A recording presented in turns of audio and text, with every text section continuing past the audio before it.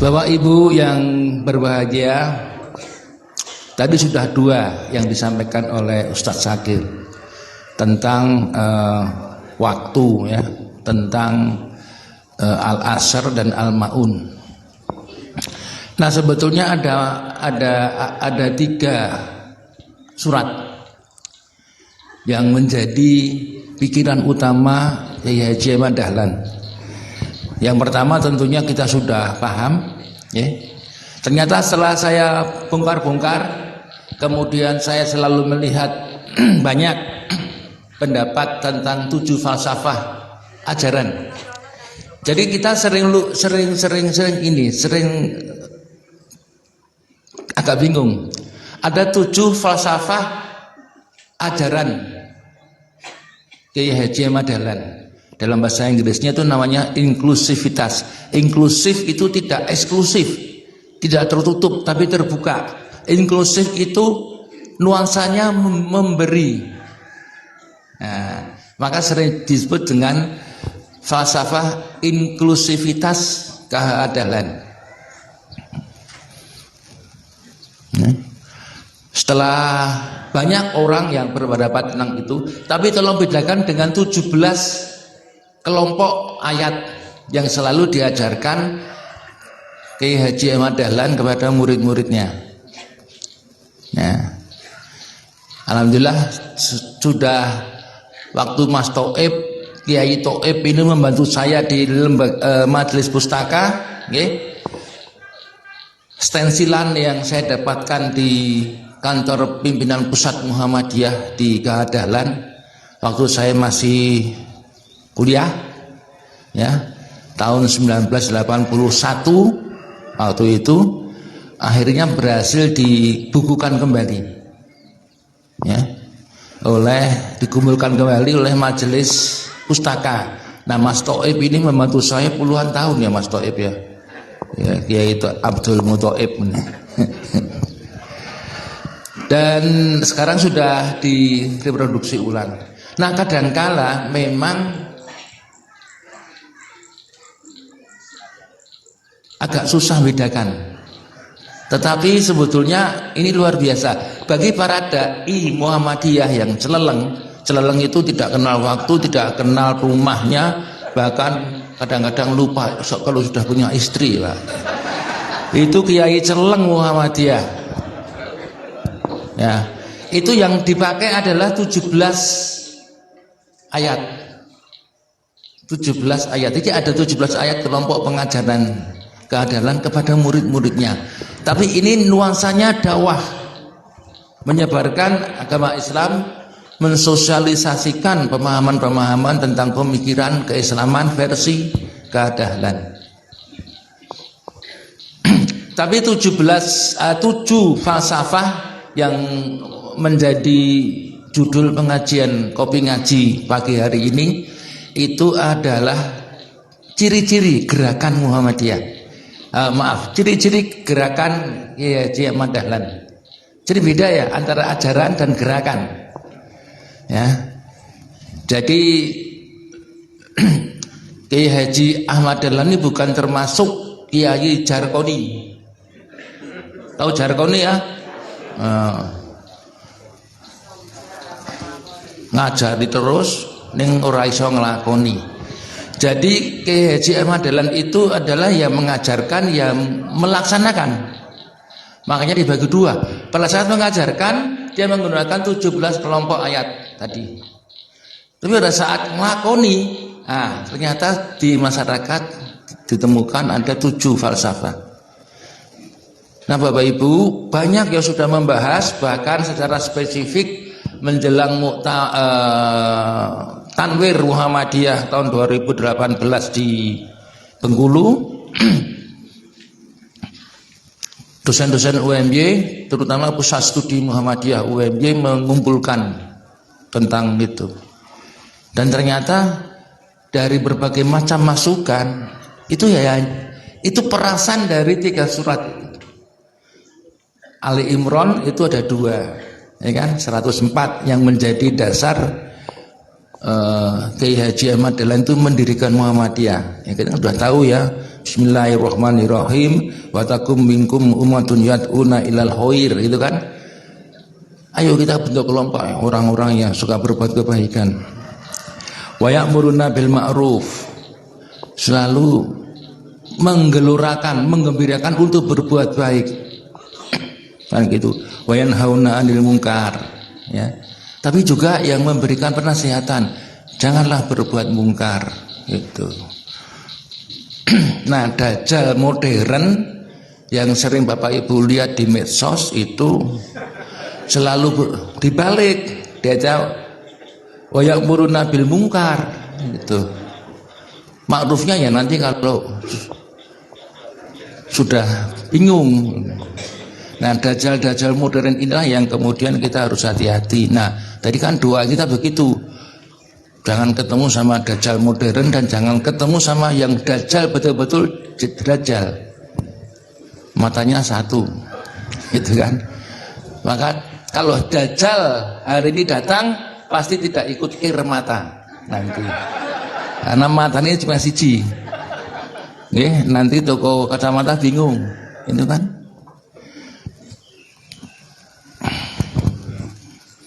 Nah, kita kan termasuk orang-orang ya wa ulaika humul muflihun. Semoga kita menjadi bagian dari itu. Kemudian Bapak-Ibu sekalian, kenapa Kiai Haji Ahmad Dahlan itu membuat kelompok itu? Ya, karena waktu itu suasananya adalah selalu terjajah. Bangsa Jawa, bangsa Indonesia selalu terjajah. Kalau terjajah itu mentalnya enlander. Mentalnya mental bawahan, mental minder, mental miskin, mental tertekan. Nah, maka Ali Imran 10 ini enggak. Kuntum khairun ummat, ya, uhrijat linnas, ya. Anda itu orang hebat. Anda bukan makhluk dijajah. Di hadapan Allah tidak ada perbedaan itu. Kamu itu umat terbaik yang pernah dilahirkan oleh manusia. Sehingga para dai Muhammadiyah itu punya semangat. Ya. Jadi kehadiran itu selalu memuji, selalu memberikan harapan, selalu memberikan semangat kepada murid-muridnya yang jamaah. Enggak, kalian itu orang hebat, bisa berbuat, kan begitu. Nah, ini yang bisa berbuat apa? Ya jelas toh. Anda itu bisa ta'muruna bil ma'ruf, kan? Wa tanhauna 'anil munkar. Itu. Wa tu'minuna billah, gitu. Nah, Anda itu bisa mengerjakan itu. Bagaimana selalu menggelorakan berbuat baik dan mencegah berbuat jelek. Kan begitu. Bapak Ibu, kalau kita melihat orang yang berbuat ma'ruf itu banyak, tapi orang yang mencegah kemungkaran sedikit. Cari selamat. Kata para ustadz, itu tanda-tanda akhir zaman. Gitu. Tapi mudah-mudahan Bapak Ibu sekalian, ini bagian dari pembelajaran hidup kita bersama, gitu. Karena ada yang mengatakan di situ, kemudian yang terakhir ya penggalan, kalau Pak Haidar Nasir itu enggak pernah menyebut cuman Ali Imran 104. Oh enggak, itu seperti keping mata uang antara Ali Imran 104 dan Ali Imran 110, enggak bisa dipisah-pisah. Ya, cuma yang terkenal kan 104. Tapi pemikirannya itu adalah 104 dan 110. Gitu. Minhumul mu'minuna, ya, gitu. Wa aksarahumul fasikun. Wa aksaru fasik itu apa ya? Fasakir.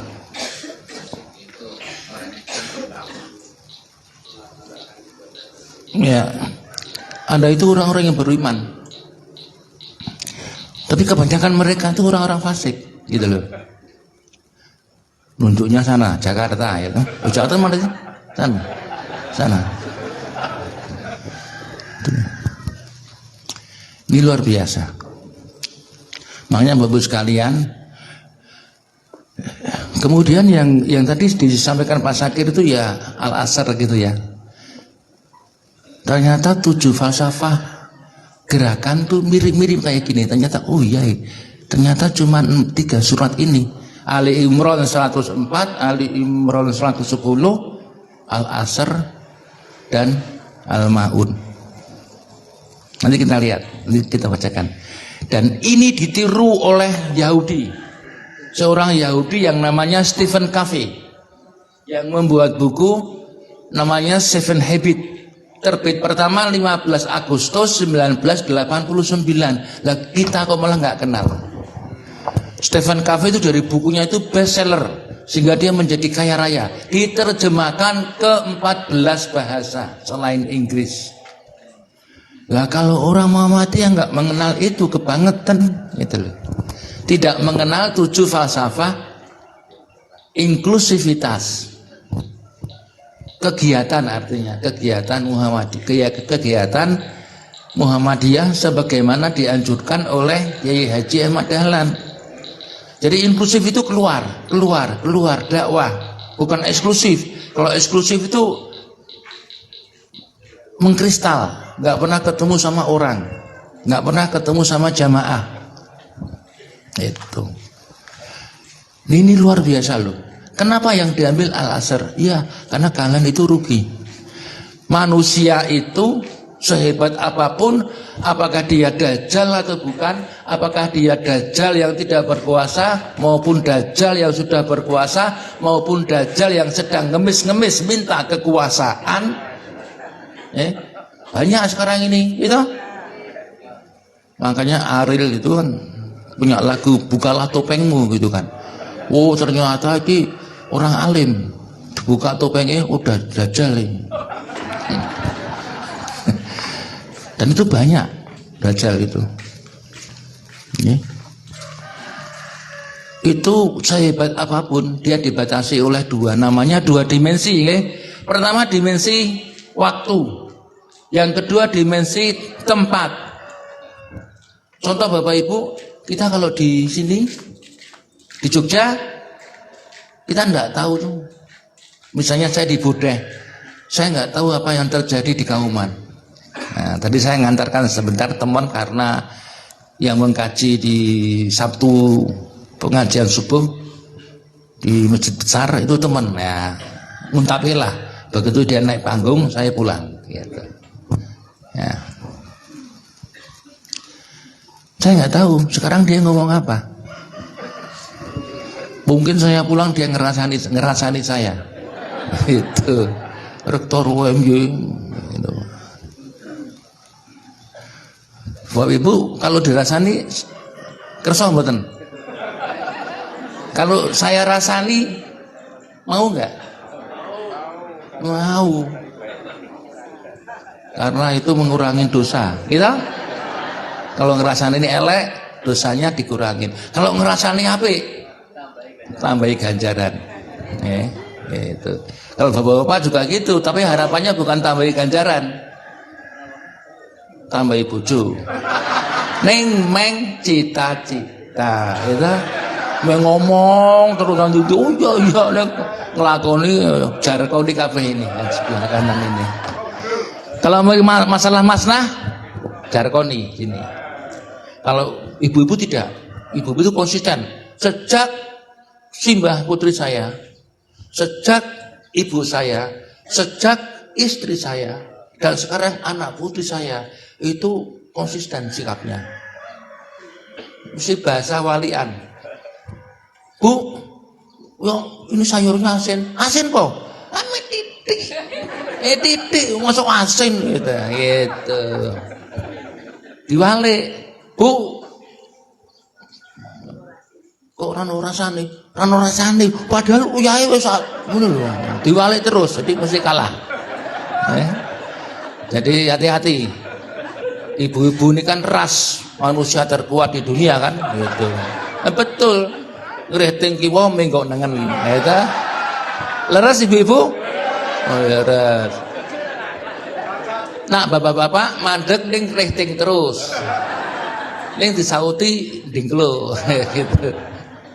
Nah, ini bapak-bapak. Jadi memang harus beda. Lu kok beda? Iya, supaya bapak-bapak dan ibu-ibu saling melengkapi. Karena bapak ketemu bapak yang ngopo, sekat, ya toh? Nah, lebih positif ibu-ibu ketemu ibu-ibu. Dadine sego no, ya kan? Masih bungkus gitu loh. Nah, tapi manusia itu kan hebat. Allah sudah tahu. Manusia itu punya kemajuan pikir, punya ilmu pengetahuan. Tempat yang jauh, saya kalahkan Pak dengan teknologi. Gempa bumi di Palu sekarang, saya sekarang tahu. Loh kenapa? Kan Anda dipisahkan tempat yang demikian jauh. Jogja Palu itu 4.200 km. Kok bisa?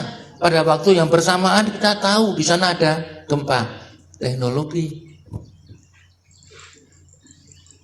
Ukraina perang sama Soviet di TV pada jam yang sama, tapi jam mereka pada saat yang sama, maaf, bukan jam. Kita tahu terjadi persis seperti yang terjadi, gitu. Jadi Allah sudah demikian tahu. Makanya nggak ada ayat Al-Quran demi tempat, nggak ada, tapi adanya Al-Asr. Demi waktu, karena apapun sehebat apapun Dajjal itu tidak bisa mengalahkan waktu. Nah ini makanya dikatakan ya kalau Anda kalah sama waktu, kita kalah sama waktu ya kita kalah. Kita dalam kondisi rugian gitu. Nah nanti mulailah muncul inklusivitas. Ya. Di ayat berikutnya dikatakan sesungguhnya manusia itu merugi ilal ladzina amanu, kecuali mereka yang beriman. Beriman saja nggak bisa. Ingat, kalau Anda cuma beriman saja dan iman itu hanya untuk kita saja, nanti kan di Al-Maun dikentel lagi dengan apa? Maka celakalah orang-orang yang sholat. Makanya kita harus ngaji. Karena kalau ada teman kita yang agak nakal, rasa salat, apa? Ini fawailul musholin. Rasa salat lah ciloko. Kita manut, ono ayate, rasa salat. Itu karena apa? Kita nggak pernah ngaji. Jadi kalau ngaji itu siapa? Siapa sih? Orang-orang yang celaka sholatnya, yang orang-orang yang beriman tapi tidak wa amilus sholihah. Iman, gitu.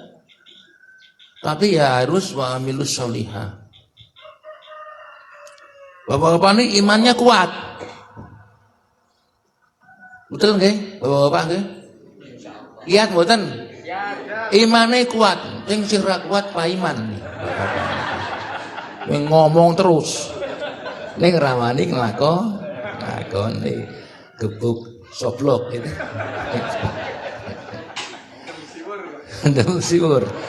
Nah para jamaah Bapak Ibu yang luar biasa, ini kan luar biasa ini. Salat dadi wong iman kono, dadi suka sergap salat ke masjid jengklat-jengklit kono, kan gitu Allah itu. Tapi Anda itu namanya eksklusif, bukan inklusif, bukan bersifat keluar. Bentuknya apa? Sifatnya keluar. Wa amilus sholihah.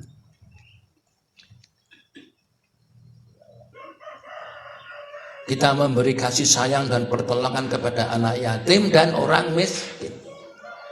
Kalau enggak, fawailul musholin. Wah ini. Tahu artinya Al-Maun Bapak Ibu?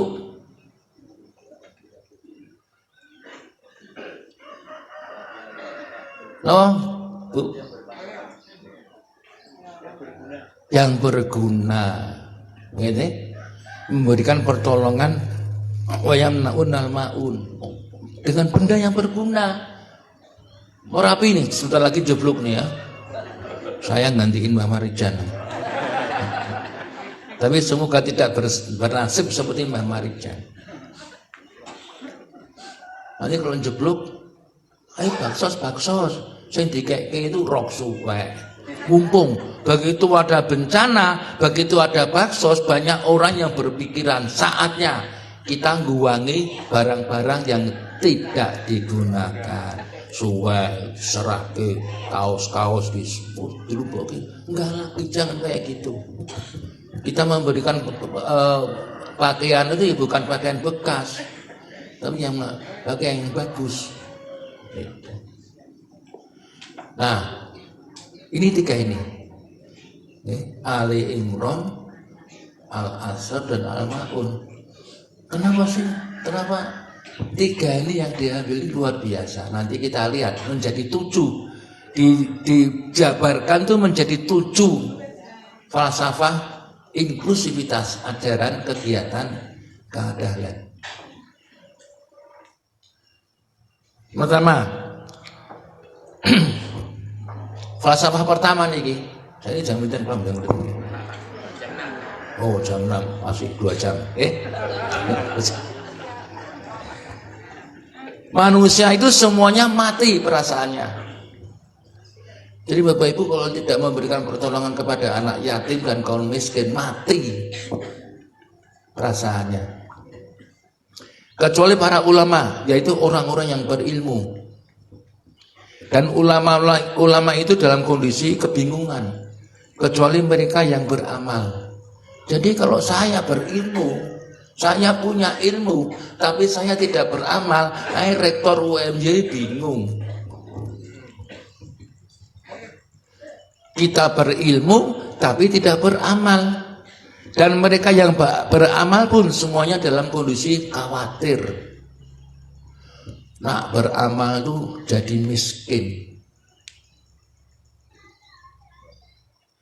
Oh, nak nyumbang itu jadi melarat. Tapi kecuali mereka yang ikhlas atau bersih hatinya. Ya. Begitu. Itu falsafah pertama. Ini luar biasa. Ya. Kalau kita mau lihat sebetulnya tidak pernah ada pernyataan dari Kiai Haji Ahmad Dahlan, iki lo ajaran gerakanku pitu iki. Enggak ada. Itu yang memeraskan, yang mengelompokkan itu para murid-muridnya, termasuk 17 kelompok ayat ajaran keadilan. Ya, ini sifatnya untuk dakwah, gitu. Mencetak dai, mencetak orang-orang hebat. Itu pakai 17 kelompok ayat. Tapi untuk melaksanakan apa yang dia dakwahkan, murid-muridnya mengumpulkan ada 7. Dan 7 itu diambilkan perasan dari dari Ali Imran 104, 110 diperas dari Al-Asr dan Al-Ma'un. Luar biasa. Falsafah pertama. Falsafah kedua yang disampaikan beliau adalah kebanyakan di antara para manusia berwatak angkuh. Angkuh itu macam-macam. Angkuh karena ilmunya, angkuh karena hartanya, angkuh karena kekayaannya, angkuh karena istrinya banyak. Tapi nggak mungkin lah, pasti kalau istrinya 2 atau 3 mesti loyo. Bendino kepuru ibu bojone ya. Luar biasa. Kecuali para ulama, yaitu orang-orang kebanyakan di antara para manusia berwatak angkuh dan takabur. Takabur itu termasuk peminter orang itu. Ini sak kecap, penurun kecap, gitu kan? Mereka yang mengambil keputusan sendiri-sendiri. Nah, jadi ribut karena punya kepercayaan sendiri, mengambil keputusan sendiri-sendiri. Ini seperti ngerayah gunungan. Gunungannya remuk, sing dong rayah meng oleh titik. Terus kalau kita kompak, gunungannya diangkut ke Bali. RT lengkap dapat 1, gitu. Gitu. Nah, jadi saya waktu masih kecil tuh ahli ambil gunungan. Oh ya, karena mereka sudah kita rayah dulu. Karena kan pokoknya dongo,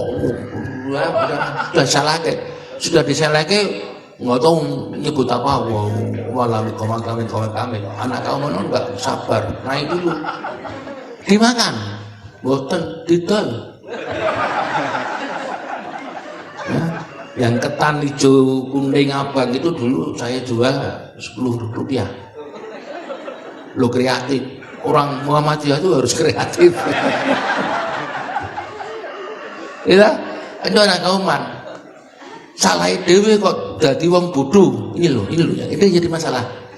Dulu kereta kencana satu suro dimandikan. Orang-orang desa bawa botol, ngambil bekas cucian kereta kencana, disawurke nang ndi, bos ben subur bawa. Kita ambil juga botol, tapi bukan dari situ. Ambil air, kasih lumpur, dikocok, selawe rupiah.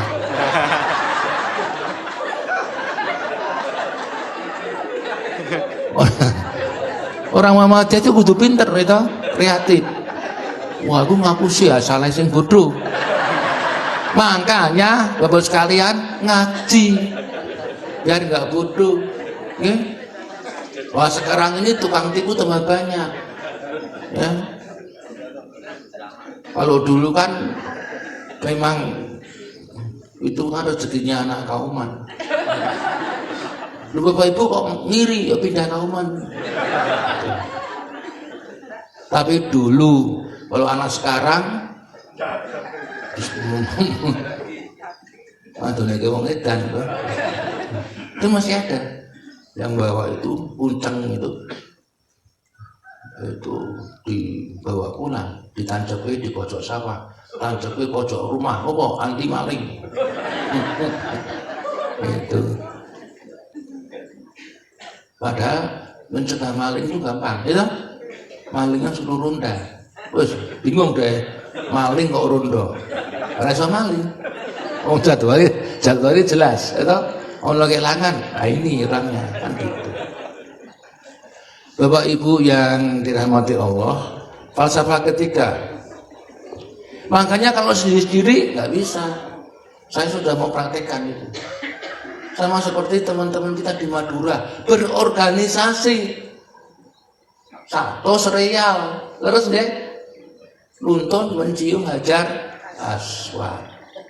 Orang Madura itu luar biasa. Makanya kenapa Madura itu agak susah punya Muhammadiyah, karena mereka sudah berorganisasi. Kami sudah punya organisasi, kami sudah amar ma'ruf nahi mungkar, bikin kelompok 10 orang muteri Hajar Aswad, nuntun orang yang ingin mencium, ya satu serial organisasi. Itu loh, jadi tujuannya jelas. Sama seperti kami dulu waktu kecil, orang lain mau naik gerak cilik, saya yang naik ke atas gunungan biar teman kita mengambil banyak. Organisasi itu penting. Nah, mungkin Kiai Haji Ahmad Dahlan Muhammad Darwis waktu kecil begitu. Wah, ternyata berorganisasi targetnya bisa tercapai, yaitu kompak dan menguntungkan. Tapi kalau di Muhammadiyah tidak, karena sudah jelas itu hidup-hidupilah Muhammadiyah dan jangan mencari kehidupan di Muhammadiyah. Artinya apa? Pak Rektor tidak boleh dapat gaji. Waduh, piye? Rektor kok ora digaji? Adanya uang jalan-jalan, Pak. Falsafah ketiga, lebih banyak mengkritik kebiasaan manusia. Nah, ini luar biasa. Dalam menepati suatu pokok pikiran atau kepercayaan atau keyakinan yang cenderung sukar berubah dan tidak mau menerima pendapat orang lain. Ini sak kecap, kono rong kecap, ini rong kecap, kono petang kecap. Ini 5 kecap, kono mah dodol kecap, ora mau tampung. Falsafah keenam, ini saya sambil lihat lihat jam, karena saya jam 8 juga buka seminar. Terus ya nggak apa-apa, tapi luar biasa. Falsafah keempat yang disampaikan Ahmad Dahlan adalah mementingkan upaya manusia untuk selalu mencari pemurnian amalan dan keyakinan ajaran Islam yang telah ada. Makanya Muhammadiyah itu selalu bersumber mencari betul hanya dengan dua sumber utama, Al-Quran dan hadis, yang tidak pernah berubah. Dua sumber utama ini, bukan yang lain.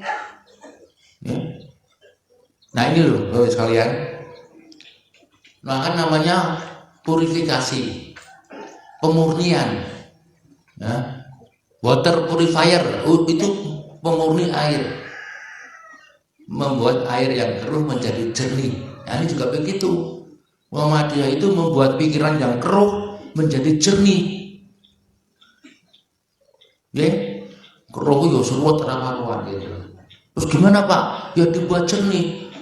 Jadi kalau jernih, orang mikir apa-apa, ya. Maksudnya itu biar jelas masalahnya itu.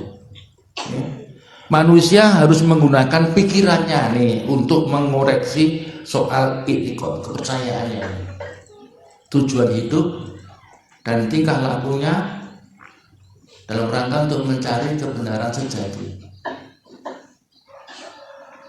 Jadi kenapa kita harus pengajian, kenapa harus majelis taklim, kenapa harus taraweh, kenapa kemudian kita bersilaturahim dengan teman-teman sesama anggota pengajian. Gak ada yang lebih pinter. Dan itu di atas langit masih ada langit. Ini tidak boleh bersifat kepinter. Nanti kalau kepinter biasanya keblinger, gitu. Nanti kalau sudah keblinger, kelenger-kelenger.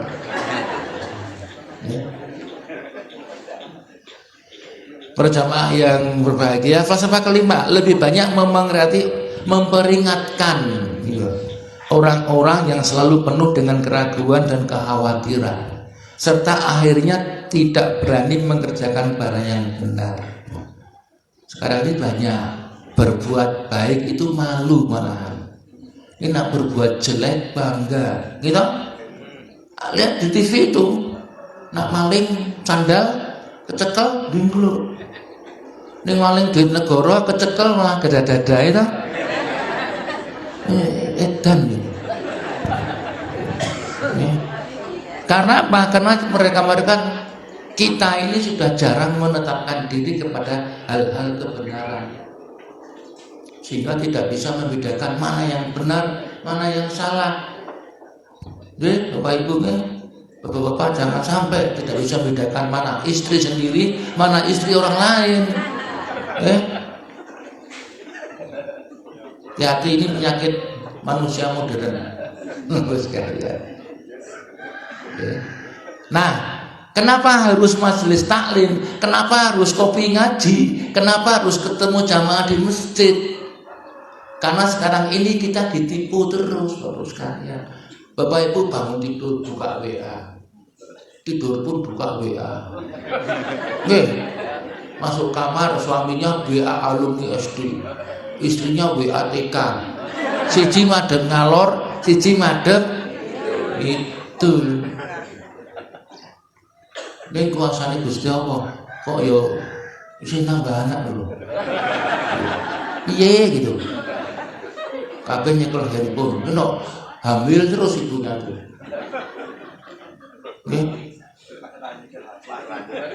Nah itu cekelan HP tambah anak.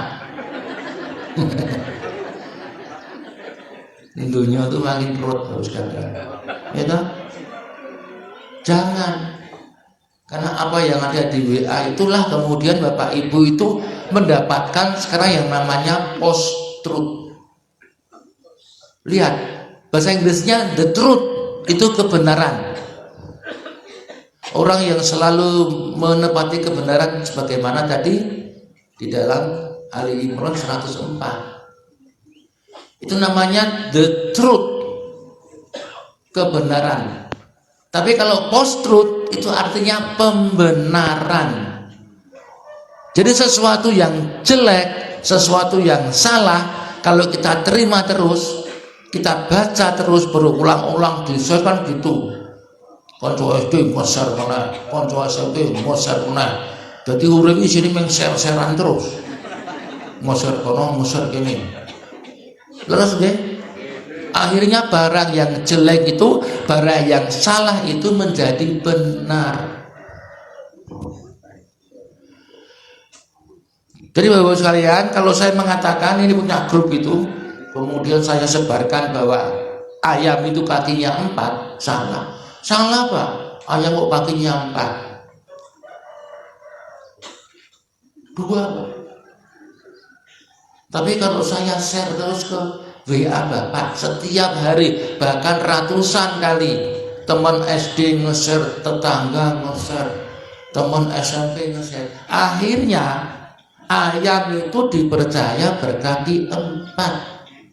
Nah ini loh Bapak sekalian, kejamnya yang dinamakan dengan internet. Revolusi industri keempat ini kabeh di internet ulang tahun iya mulai ya. Masih bagus itu, tapi ada yang serah jelas bahasa Inggris Happy Milad ya. Tapi karena salah dipakai terus leres deh. Jadi pas sakit ulang tahun usah sakit Happy Milad. Ini pasti yang ngirim ucapan ini bermasalah. Dah besok nggak usah datang tapi ngaji. Marai ribut. Ya. Terus Happy Milad artinya apa? Nggak jelas. Tapi dianggap benar. Oh benar nih Pak, karena kita tidak pernah tabayun. Nah, post truth, pembenaran itu adalah nilai kebenaran tanpa tabayun, dan sekarang dilakukan oleh banyak umat kita. Itu biasa saya itu.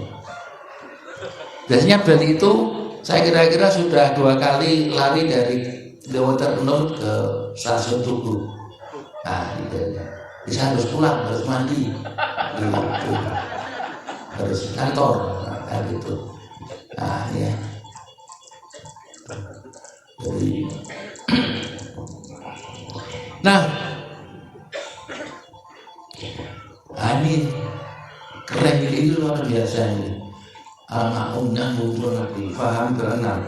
Ahmad Dahlan mengatakan kebanyakan pemimpin rakyat ternyata keadilan sudah lihat, belum berani mengorbankan harta benda, malah nyolong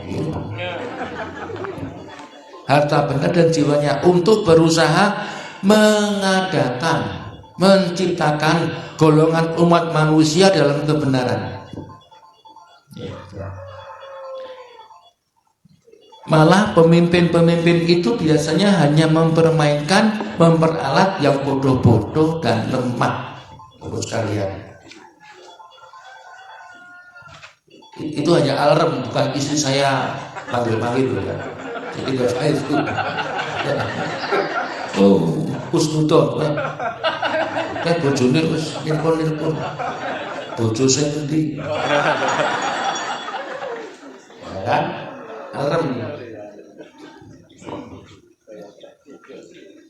Wong pinter mek nggo ngapusi sekolah dhuwur-dhuwur, punya kelompok, punya partai politik, meng dinggo ngapusi kita kok kapusan berkali-kali Bapak Ibu, karena kita bodoh.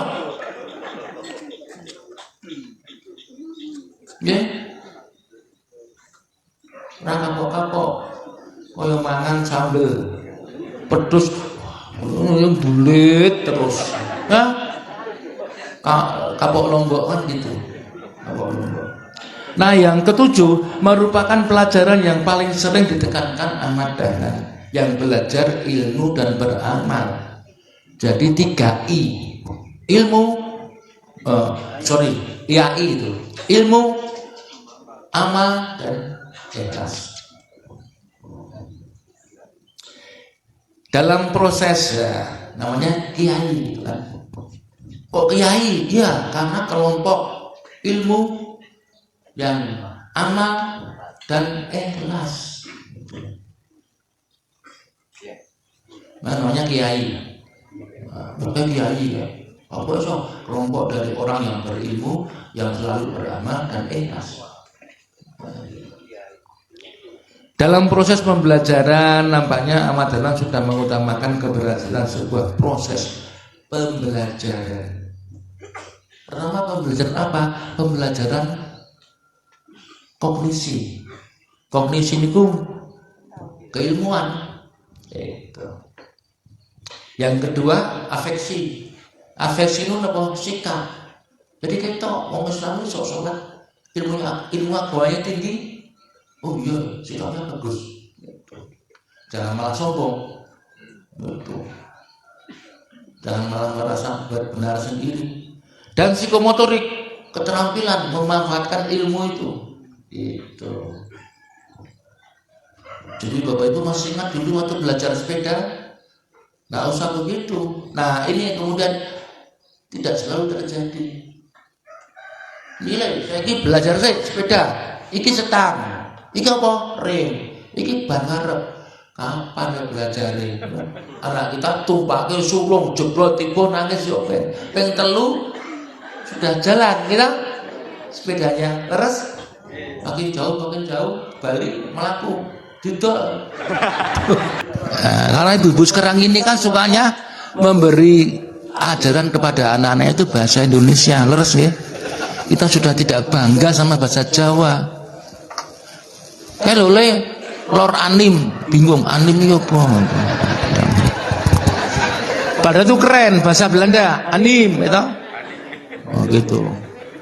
Fit itu fits bahasa Belanda. Druang bahasa Belanda. Aku rawani mas, kamu apa? Aku orang gawe rebues. Itu bahasa Belanda. Sim itu. Itu. Nah, Bapak Ibu, yang ketujuh ini ada itu. Jadi belajar itu bukan cuma ilmu, dipraktekke. Itu telah dipraktekke, psikomotorik harus berguna buat orang lain. Contohnya apa? Tapak suci. Kita belajar tapak suci, sikapnya kelihatan dong. Masa tapak suci lek mlaku kemayu, kleru itu tapak suci iki. Iki tapak toro ini yang gitu. Yang putri-putri pun belajar tapak suci jelas sikapnya itu. Nah terakhir ini Bapak sekalian, ini orang Yahudi kurang ajar. Yang pertama itu, yang kedua orang Muhammadiyah yang goblok gitu.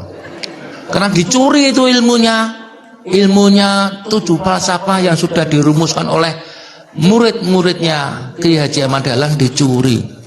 Dibikin buku namanya 7 Habits of Highly Effective People. 7 habit itu kebiasaan, 7 kebiasaan dari orang-orang yang berpikirnya itu efektif. Dikarang oleh Stephen R. Covey, orang Yahudi. Ini ajaran dari siapa? Keadalan. Dia yang pinter atau kita yang goblok gitu. Odo wae. Bangsa Indonesia itu kan dicuri terus. Apa yang dibicarakan? Saya nggak mau ngomong lagi nih. Sebetulnya apa yang dibicarakan oleh 7 falsafah ajaran keadalan itu adalah perjalanan manusia dari dependence. Dependence itu bergantung. Bapak Ibu lurus ya. Kalau Bapak Ibu itu kan kita, maksud saya juga.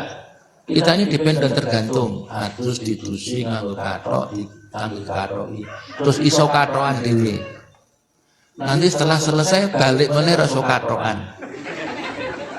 Mangkel rasa kathokan wae. Ya kan gitu, dari bayi, dewasa, terus tua, dari bayi meneh. Gitu?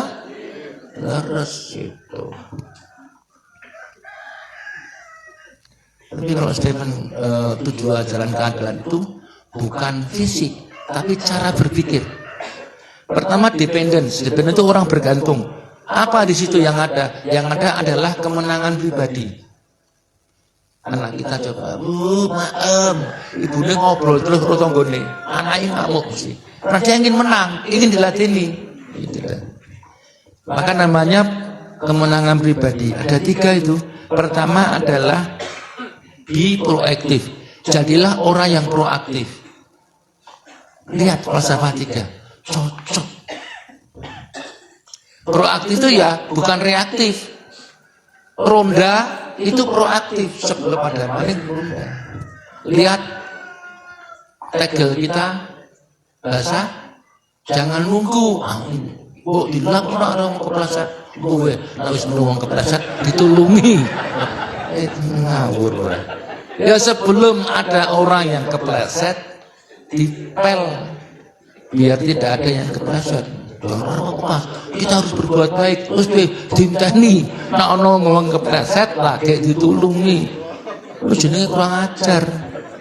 Bukan be proaktif, bukan proaktif. Yang kedua bikin with the end of mind. Bikin apa? Mulailah dari tujuan akhir. Bapak Ibu lihat tukang bikin nasi goreng. Bisa? Dia belinya ke pasar kan pasti pas bumbunya. Beli bahan-bahan pembuat nasi goreng. Nggak mungkin tukang nasi goreng itu beli es halo. Ya? Jadi dia punya tujuan akhir. Tujuan akhir saya membuat nasi goreng. Maka bahan-bahannya yang dia beli juga nasi goreng. Kalau dulu zaman siapa itu kan gitu. Gak jelas gurunya mulang apa-apa jelas. Ada apa ya? Terus pokoknya mulang menjadi pinter. Enggak jelas. Pinter apa? Ya. Kemudian put first thing first. Artinya apa? Kita harus berpikiran sesuatu yang memang kita inginkan. Mulailah dari sesuatu yang paling penting. Ini alternatif. Ya. Kita kesini pengajian bukan untuk kangen-kangenan, itu ya itu tujuannya itu pertama. Lakukan tujuan utamanya dulu, baru yang lain nanti, gitu. Ya, jadi tujuan utamanya dulu dikerjakan, baru yang lain. Ini namanya alternatif. Nah, kalau sudah 3, kita bisa proaktif, bisa mulai dari tujuan akhir. Dan bisa melakukan skala alternatif, maka namanya independence. Kita jadi orang bebas. Hebat, pinter. Tapi ngapain kamu jadi orang pinter? Gak berguna buat tetangga kamu. Kita bebas, oke bebas yo ngopo? Rano gunane wong liya. Ini loh, kemudian falsafah keempat, 5, 6, 7 itu masuk ke situ. Namanya apa? Interdependence, saling ketergantungan. Oh, berarti ngapain? Bikin organisasi, saling bergantung, gitu. Nih,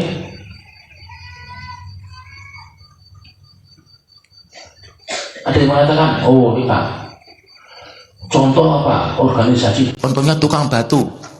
Nih. Tukang batu tuh kaosnya partainya macam-macam.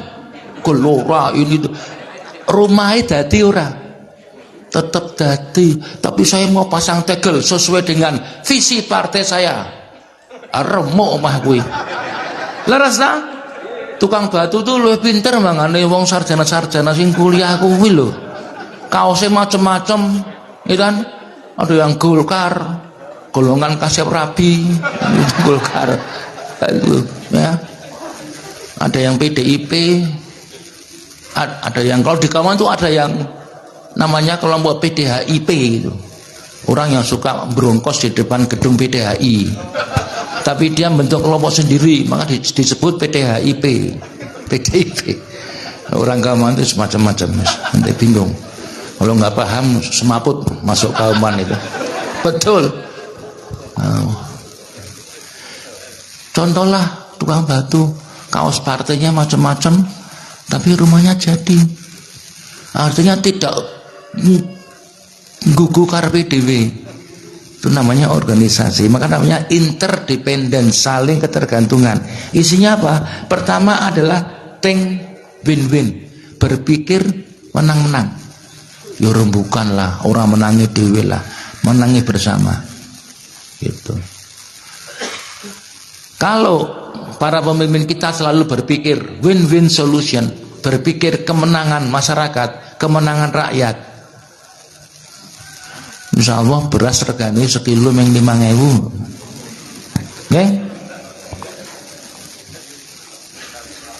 Maka pilihlah saya gitu. Tapi sapi di belakang saya kan sudah ngeyel, ayah gitu kan. Lihat ya. Gitu.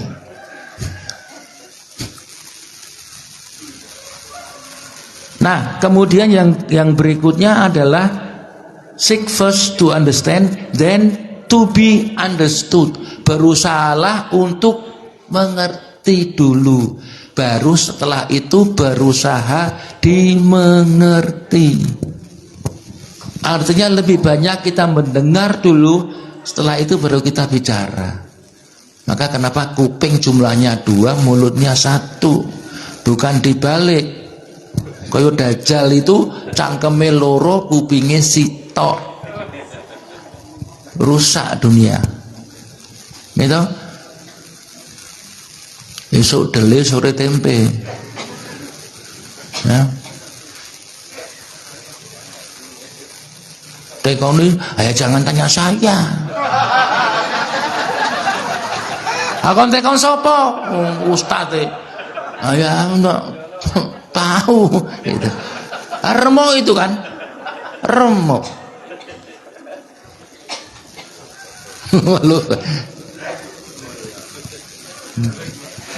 Dulu itu ada LDK, lembaga dakwah khusus, Pak Zakir. Banyak orang lama yang ikut. Orang nama masih kecil-kecil, masih umur 20 tahun, 22 tahun. Ayo melu, umpung poso, gitu kan demalimin. Gitu. Pak, nanti kalau ditanya gimana? Kalau nggak bisa, jangan diam, tanya jawab. Nah, kalau keliru yang tahu cuma Gusti Allah. Sudah. Ustadz Mualimin itu gitu, yang penting tampil dulu, jamaah tanya dijawab. Jangan AE-AO. Ya jangan tanya saya, masa tanya saya. Ora iso, Mualimin itu sudah memberi percontohan yang baik, dijawab. Walaupun agak benar nggak apa-apa, jamaah itu paham. Itu? Gitu loh. Kita kan ingin jawaban di WA iso, di WA sore, begini, isu Iran jawab-jawab. Hanya kan cuma satu, man, isi urip perang gitu. Mau dijawab, sibuk. Kita kan mantep, oh lagi sibuk. Nanggung, lagi nanggung. Mungkin baru ngangsu gitu. Baru tengah jalan itu ditelepon. Dijawab dong. Contoh Ustadz Mualimin kecil-kecil itu gimana tak jawab biar jamaah ngerti, paham, seneng. Jamaah bertanya untuk apa? Mencari apa? Orang bertanya bertanya kok mencari tahu. Jawaban. Gitu? Kalau mencari tahu, Bapak Ibu ke Jakarta, Bang, tanya Bang, tahu temannya Pak Ahmad? Tahu? Itu artinya nggak tahu loh ya. Tahu. Malah ada yang bilang, "Mene ketehe." Pengen ngampleng itu orang itu. Lurus nggih? Orang Bekasi, bertanya-tanya. Pengen ngampleng gitu. Ya itu generasi Z itu kayak gitu kalau nggak ikut pengajian. Z itu artinya apa? Zong, kosong, plompong. Tolwolo, nggak ngerti apa-apa. Ngah-ngoh.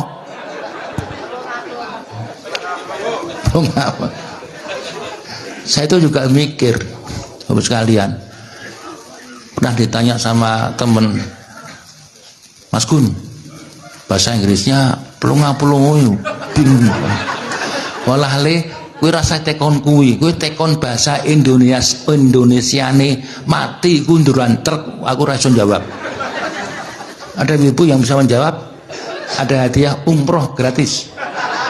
Bahasa Indonesianya mati kunduran truk apa? Orang no. Jawa itu hebat, walaupun darah saya bukan Jawa. Darah saya itu campuran Aceh dan Kauman. Nah gitu ya. Orang Jawa itu kan hebat. Kalau yang jatuh kecil-kecil namanya meritili. Terus ya boy? Kalau rodo gede mereteli. Yang jatuh gede-gede ya merotoli. Jawa itu hebat. Itu tinggal tukang becak itu kan gitu, ditanya where is the Sultan Palace, please tell me. Itu kan tukang becak kan ya orang Jawa tapi pintar bahasa Inggris. Nah muni atuh iso deh. Oh anu keraton nggih. Jenengan nggih mlaku mriku terus. Oh berarti atuh ini kan. Nah, orang tuan becak itu, tapi orang becak itu pinter. Bahasa Inggrisnya pas-pasan tapi kendal bisa ngomong. Oh, yes sir, I know. You have to go there. And there. Saya yakin turisnya tahu. Very sopan, gitu kan. Oh, gitu. Oh, pinter. Orang Jawa itu pinter. Jadi ada namanya orang Jawa itu ekspresinya luar biasa. Gitu? Kalau nakalnya sedikit kurang ajar, rodo nakal kurang ajar, nakal banget kurang ajar. Saya begini orang Jawa begitu. Oke, terus sekalian, akhirnya apa? Itu menjadi satu kesatuan. Yang itu yang 1, 2, 3, 4, 5, 6. 1 beri proaktif, jadi proaktif. 2 itu mulai dari tujuan akhir. 3 itu berpikir yang paling utama. Keempat itu win to win, berpikir saling menang-menang. Yang kelima apa? Mendengar dulu, baru mencoba kita mengerti dulu, baru mencoba dimengerti. Nomor 6 sinergi. Nomor 7 aneh nih, asah gergaji. Ini apa artinya? Ini lihat falsafah 7 nih. Gergaji itu apa? Ya gergaji. Bapak punya gergaji? Saya boleh pinjam? Tumpul gergajinya. Mesti itu gaji opo nayeng. Itu karena nggak pernah diasah. Tapi kalau pinjam gergaji tukang kayu pasti landep. Karena diasah terus. Nah, sapen the soul itu asalah gergaji itu ya pagi hari ini. Kopi ngaji ini Bapak Ibu adalah mempertajam gergaji. Gergaji tugasnya itu apa? Motong. Apa yang kita potong? Kemungkaran. Nasrun minallah wa fathun qarib wa basyiril mu'minin. Wassalamualaikum warahmatullahi wabarakatuh.